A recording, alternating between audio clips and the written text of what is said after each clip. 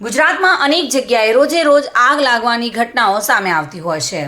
ત્યારે ડીસા ખાતે ગ્રામીણ વિસ્તારમાં અચાનક એક ફેક્ટરીમાં આગ લાગી હતી, જેમાં 22 લોકોનું કરુણ મોત થયું હતું।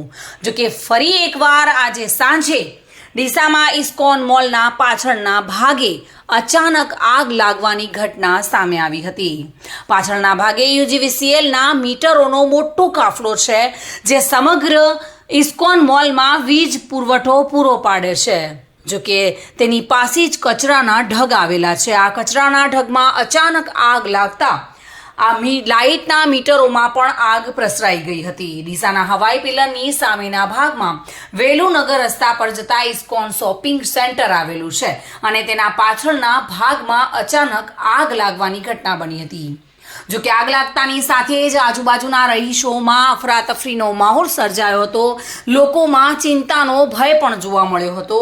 જો કે ટ્રાફિકની સમસ્યા પણ સર્જાઈ હતી।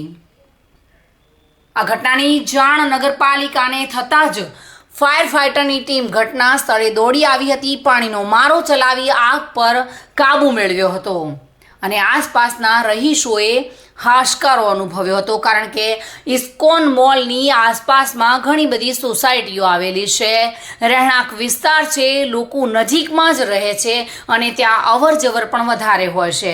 આગ લાગવાની ઘટના સાંજે બનતા અચાનક જ લોકોમાં ભયનો માહોલ પણ જોવા મળ્યો હતો। જો કે ફાયર ફાઇટરની ટીમ તાત્કાલિક ઘટના સ્થળે દોડી આવી હતી, પાણીનો મારો ચલાવી આગ પર કાબૂ મેળવ્યો હતો। Bureau report, today Gujarati news.